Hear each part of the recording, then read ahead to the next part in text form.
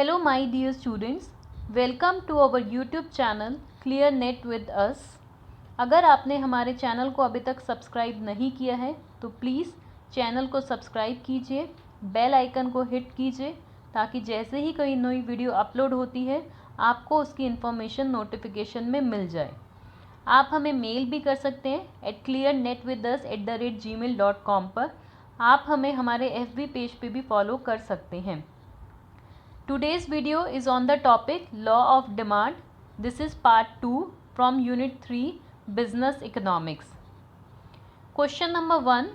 When there is no change in quantity demanded due to change in price, then price elasticity is equal to। अगर quantity demanded में कोई change नहीं हो रहा है due to change in price, तो वहाँ पर हमारा प्राइस इलास्टिसिटी किसके इक्वल होगा। तो इसको एक बार हम डायग्राम के थ्रू देख लेते हैं। देखिए यहाँ पर जो है हमारा प्राइस चेंज हो रहा है बट क्वांटिटी डिमांडेड में कोई चेंज नहीं है, तो उसको हम बोलते हैं ज़ीरो इलास्टिक डिमांड। और यहाँ पर हमारा जो डिमांड कब होता है वो पैरेलल टू वाई एक्सिस होता है। तो हमारा क्या होगा answer, option number A. Option A is the correct answer. वहाँ पर हमारी प्राइस इलास्टिसिटी क्या होती है, zero. Due to change in price जो है क्वांटिटी डिमांडेड में कोई चेंज नहीं हो रहा है। Clear? Option A is the correct answer. Then question number 2. When demand curve is parallel to x-axis, then price elasticity of demand is equal to। अगर हमारा डिमांड कर्व जो है वो पैरेलल टू x-axis है तो वहाँ पर हमारा प्राइस इलास्टिसिटी ऑफ डिमांड किसके इक्वल होगा। इसको भी हम डायग्राम के थ्रू देखते हैं बच्चे। देखिए यहाँ पर हमारा जो डिमांड कर्व है it is parallel to x-axis, तो ये हमारा जो सिचुएशन होती है ये इनफाइनाइट इलास्टिक डिमांड की सिचुएशन होती है। यहाँ पर हमारा डिमांड कर्व हॉरिजॉन्टल होता है और पैरेलल टू एक्स एक्सिस होता है। ये एक इमेजिनरी सिचुएशन होती है, रियल लाइफ में हमें ये सिचुएशन नहीं मिलती है। और ये कहाँ पर आपको जनरली मिलती है, अंडर परफेक्ट कंपटीशन मार्केट में। तो ये एक इनफाइनाइट इलास्टिक डिमांड सिचुएशन का केस है। तो option number C is the correct answer, infinite elastic demand. Clear? Then question number 3. Increase in income causes। अगर आपकी इनकम इंक्रीज होती है तो क्या होता है, extension of demand, contraction of demand, increase in demand और डिक्रीज इन डिमांड। देखिए इंक्रीज इन इनकम जो है ये एक नॉन प्राइस फैक्टर है, तो कॉन्ट्रैक्शन पॉसिबल नहीं है और एक्सटेंशन भी पॉसिबल नहीं है। ए एंड बी ऑप्शन तो एलिमिनेट हो गए हैं क्योंकि ये due to change in price होते हैं। अब इनकम हमारी इंक्रीज़ हो रही है तो डेफिनेटली क्या होगा, हमारी डिमांड जो है वो इंक्रीज़ होगी। तो option C is the correct answer. अगर हमारी इनकम इंक्रीज़ होती है तो हमारी डिमांड भी क्या हो जाती है, increase. Then question number 4. Which of the following are methods of measurement of price elasticity of demand. Price elasticity of demand को मेजर करने के हमारे पास जनरली कुछ मेथड्स अवेलेबल है। First, arc method, right. Point method भी एक method है, correct. Flux method, correct. Total expenditure, correct. And proportionate method, correct. देखिए यहाँ पर कंफ्यूजन के लिए फ्लक्स मेथड दिया गया। फ्लक्स मेथड जो है it is nothing but proportionate method ही को ही हम फ्लक्स मेथड ही बोलते हैं। They both are same. Percentage method भी बोल देते हैं। तो these all are the methods of measurement of price elasticity of demand. So option B is the correct answer. हमारा यहाँ पर ऑप्शन बी जो है वो करेक्ट हो जाएगा। All are methods of measurement of price elasticity of demand. Clear? Then question number 5, match the following हमें करना है यहाँ पर। Substitute goods, complementary goods, not related goods. Other column में हमें क्या दिया हुआ है, क्रॉस इलास्टिसिटी गिवन है, पॉजिटिव, नेगेटिव और ज़ीरो। देखिए जो आपके सब्स्टिट्यूट गुड्स होते हैं वहाँ पर जो क्रॉस इलास्टिसिटी होती है उनकी पॉजिटिव होती है। कॉम्प्लीमेंट्री गुड्स के केस में क्रॉस इलास्टिसिटी हमारी नेगेटिव होती है और नॉट रिलेटेड गुड्स के केस में हमारी क्रॉस इलास्टिसिटी ज़ीरो होती है। तो ये डायरेक्टली ही मैच हो गए हैं। So option A is the correct answer. A1, B2 and C3। Option A is the correct answer. Then question number 6, necessity goods tend to have. Necessity जो हमारे goods होते हैं जैसे कि सॉल्ट हो गया, शुगर हो गया, उनकी इलास्टिसिटी किस टाइप की होती है। तो जो हमारे नेसेसिटी गुड्स होते हैं बच्चे, उनकी जो इलास्टिसिटी होती है वो होती है इन इलास्टिक डिमांड। क्लियर, उनकी जो इलास्टिसिटी होती है वो इनइलास्टिक डिमांड होती है, क्योंकि अगर आप उनके प्राइस में ज़्यादा चेंज भी कर देंगे, फॉर एग्जांपल अगर आप सॉल्ट का प्राइस ज़्यादा बढ़ा भी देते हैं तो उसकी डिमांड में इतना ज़्यादा चेंज नहीं आएगा, क्योंकि वो हमारी नेसेसिटी और एसेंशियल गुड है, वो हमें चाहिए ही चाहिए। तो वहाँ पर हमारी जो डिमांड होती है वो इनइलास्टिक डिमांड होती है।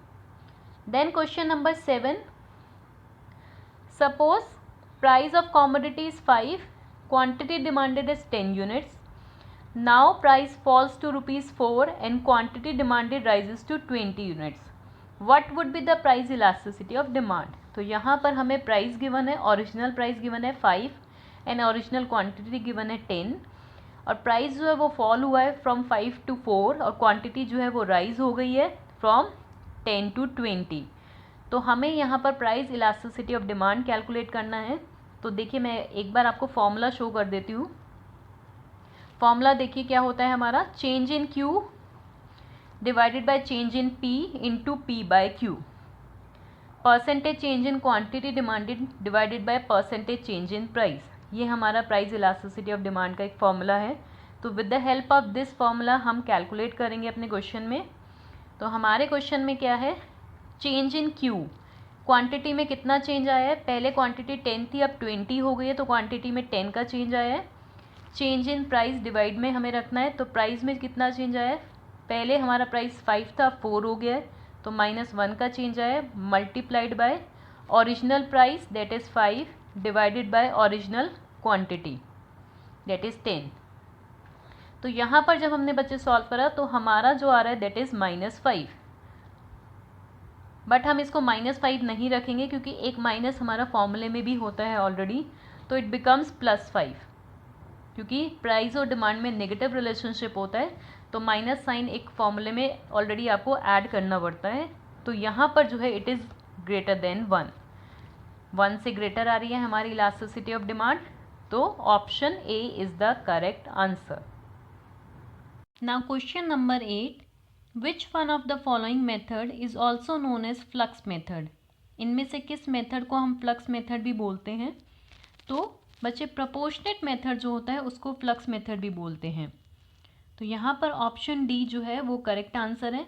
इवन प्रोपोर्शनेट मेथड को आप परसेंटेज मेथड भी बोलते हैं, तो ये भी आपको पता होना चाहिए। Percentage method, proportionate method, flux method, ये सभी जो हैं सिमिलर हैं। Clear. Then question number 9, which one of the following method measure price elasticity at a point, finite point on demand curve. ऐसा कौन सा मेथड है जो डिमांड कर्व पर फाइनाइट पॉइंट के थ्रू जो है प्राइस इलास्टिसिटी ऑफ डिमांड को मेजर करता है।